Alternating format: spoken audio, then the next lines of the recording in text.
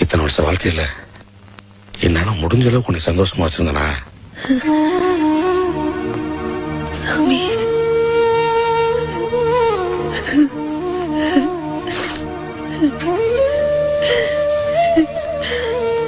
அந்த சிரிக்கு மக நாக்குல பல்ல போட்டு பேசும்போது பாதி உசுறு போயிருச்சு. நான் மட்டும்தான் சாகலான்னு நினைச்சேன்.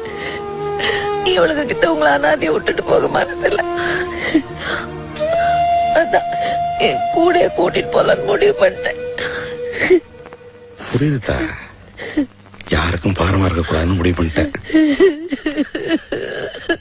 கல்யாணம் ஆகி இத்தனை வருஷத்துல நீ சொல்லி எதை மீறி இருக்கேன்? பேச்சு வா போவோம்.